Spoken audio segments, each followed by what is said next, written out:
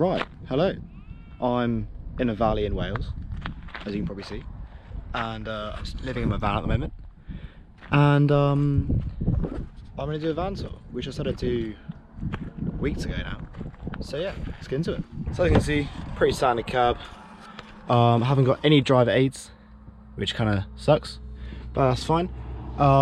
It's pretty boring, standard, but I left the bulkhead in because it means that the back stays darker, and if someone smashes the windows, I don't leave anything expensive in here, so they can't get through because that's metal. And the quite cool thing is this little thing folds down. You can put your, I don't know, like books, I guess, and then cup holder. Quite nice. And yeah, then in the back, well, side door. So this is the L2H2, which is the sort of second height and second length. Bed sticks out, which means I have access to these little shelves here. So what I keep here is my cutlery, because we normally eat out on a table here, which I haven't got out at the moment. Which little fold out thing. So we've got cutlery here, a little plastic box with all the cutting knives. Got some gas canisters, some breakfast stuff, cups. Then the bottom we've got these rubber mats here to put the shoes on. So if they're muddy, it goes on there, really easy to clean. Then I have another rubber mat here and a big long floor mat, which goes all the way back there, behind this chair. So what's quite nice about this, you can get it with your muddy shoes, take them off, and then have your nice carpeted area. And this is really easy to clean because it's rubber, obviously. Then we got my paintings. They were really cheap from the tip, and everyone I've seen loves them. Then for light, I've got two LED strips here and here, which work when the van doors are open, and selectively when they're closed, which kind of sucks. Sometimes they're still on for like half an hour, sometimes they don't. They got a mind of their own, I don't deal with them. So this is a split charge thing.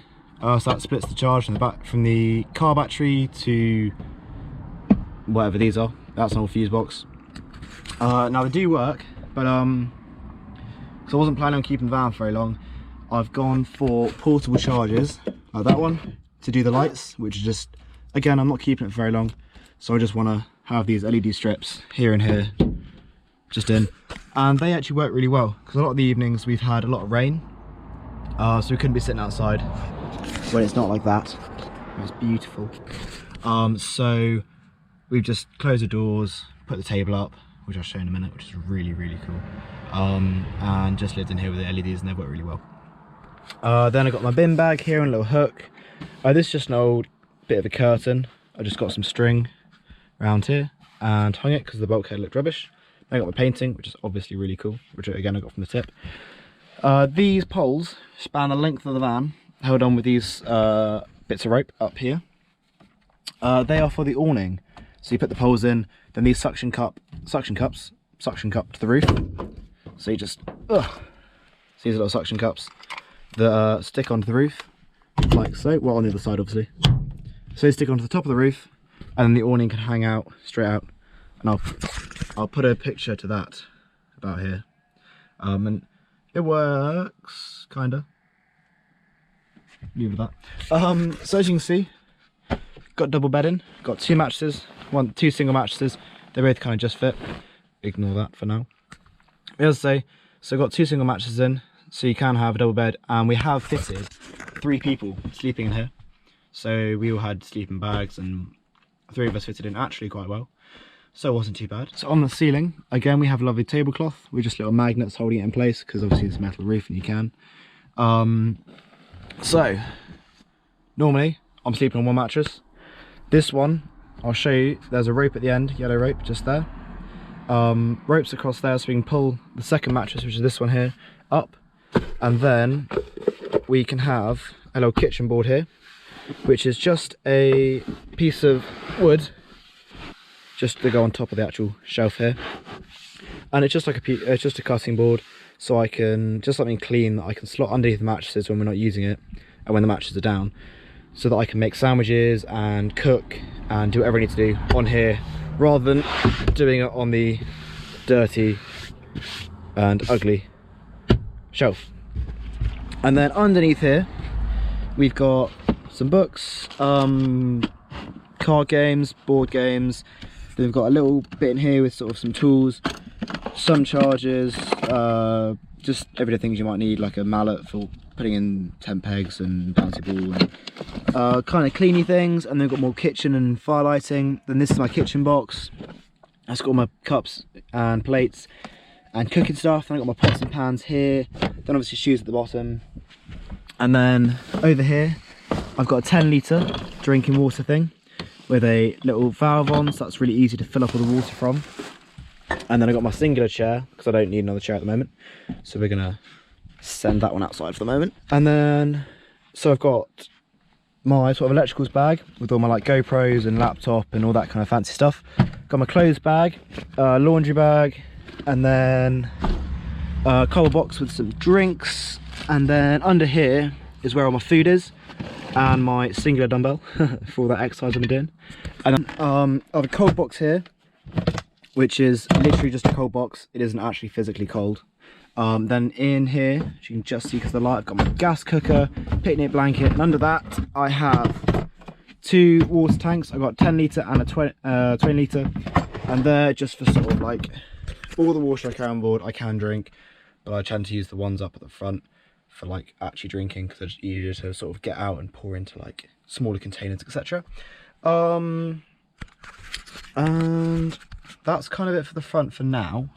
I've also got this little magnetic cup up here, so you can turn the lights off from the bed at the back, because you don't want to be scrambling over like 3 people when you're trying to like turn the lights off at night. So that's all cool. That works really nicely. So I've got these really cool JR_3DS1 3D printed hooks, which just screw in, and they look pretty fancy. And I really like the little logo on the top of the hook. So they all work really nicely. I've got one more under here, a little red one. They come in loads of different colours, and that one is in a specific place for 2 reasons. One, it's got my bottle opener penknife on, and 2, it holds the table up. But I'll show you the table later, because the table is actually really cool and worth sticking around for. Now let's go to the sort of garagey back bit. So one thing before we go to the garagey underneath back bit, on our first trip to Cornwall we discovered that actually we couldn't use a lot of the storage space because we couldn't actually get to it because there was stuff blocking it. So what we did was really clever, what Max did. If I pop you there, just under here you can see we have a little hatch, which is rather crudely cut. You can lift that up, and now you can get into everything under there, which obviously you can't see because it's too dark. But I'll go open the rear door and you can have a look, because it's quite exciting, it's quite cool. So in the back we can do, so this is my bike obviously, with a lovely JR3DS1 fork mount, which is rather used, but these things work really well, and they've got all adjustable cones on the end here, so you can swap these out. You can get different ones, so you can have like one mount for 5 different size forks, which is really good. So I keep my 5mm Allen key here because I don't have a quick release. Boswell lives there. This is a 40-litre tank, which we use for like showering or cleaning bikes or doing whatever we need. So as I say, all my water on board is drinking water, so I could drink if I wanted to, but this one at the back has a little sort of support here to keep it in place, and that just stays there, and that's as I say for cleaning, showering, whatever we need it for. Then this side at the moment, we just have my road bike in here, as you can see. Just have mine because I'm travelling mine. We did have 3 road bikes which came out to sort of about here-ish, and then we had me and Max's mountain bike. I've got another fork mount up at the end so we can top and tail the bikes, and then we've got this ratchet strap which goes around the central support, which just holds everything in. So when I've got my bike in here, wheel goes there, ratchet strap around it, and you just pull it tight. That works really nicely. And then, as I say, if I weren't riding bikes so much, I wouldn't have my big kit bag up at the front on the bench, which I actually haven't showed you, which is another really nice piece. I would have it like under here, down here. So the next bit is the sort of storage half. It's all really messy at the moment, but I've got my coaching kit. So I've got my riding bag, helmet, then my kit bag for sort of glasses and knee pads and shoes and stuff. And then I've got a spare jacket. I've got my tool bag, which I take in my car normally. So I'll get that out of the way now. And then we've got the metal table, which just sort of folds out. I'm going to need 2 hands for this. You can sit there for a minute.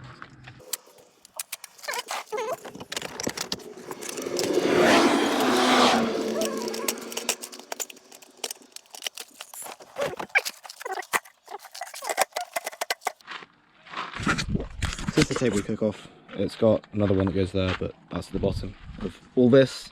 So let me get back to this. I've got a track pump. This is my proper spares box.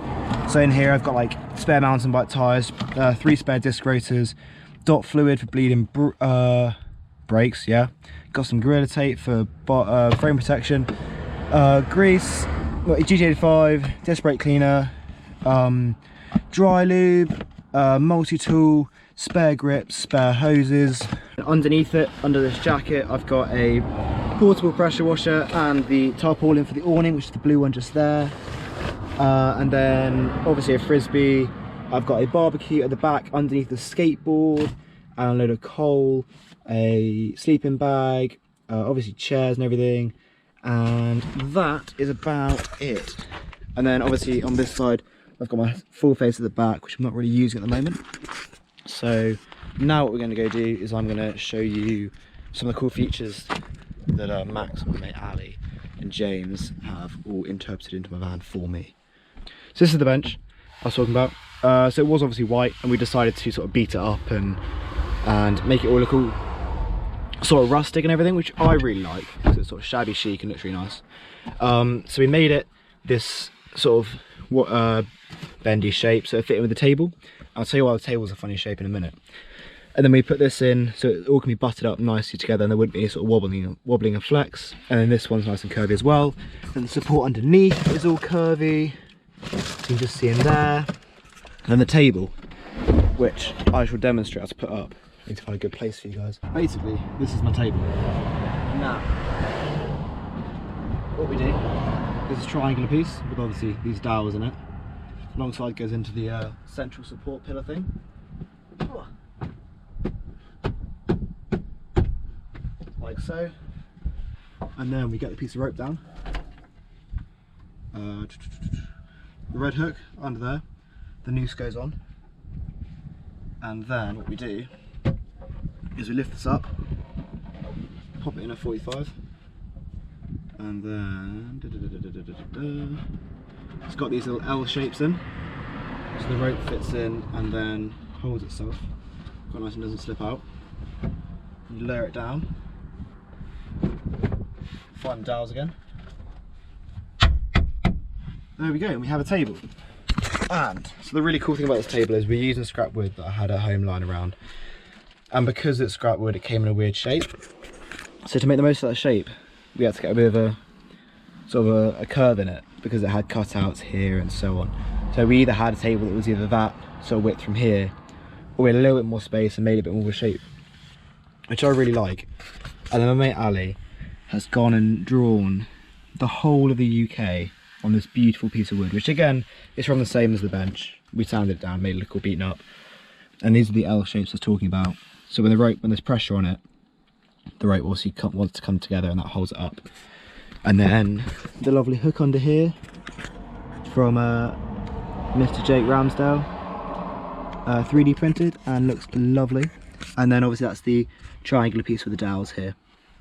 So we started off at my house just here, and then drove all the way down to Land's End, all the way down here, and then stayed in a few places around the place, back to my house, then all the way up here to, I think it was Fort William, which is somewhere about here, I think somewhere along there, and then did the Northern 500 all the way up around here, down to Fort William, and then Innerleithen, which is somewhere below Edinburgh, I think somewhere around here-ish, then down to the Lake District, then all the way down to Minehead, which I think is there, and then back home, and now I'm up in North Wales in Betws, just about here.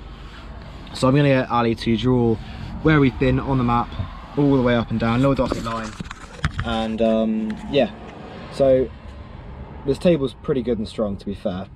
It's not really strong enough to sit on, but that's not what it's for. And we have actually had, I think most people had 3 people in here. So we had both those dining room chairs, the grey ones I just took out a minute ago, on the other side, and then one person here on the bench with the cushions. And it's actually an amazing place to just sit and read your book. And yeah, that's pretty much everything in my van, I think. So I hope you enjoyed this video. I've got so many videos in the pipeline.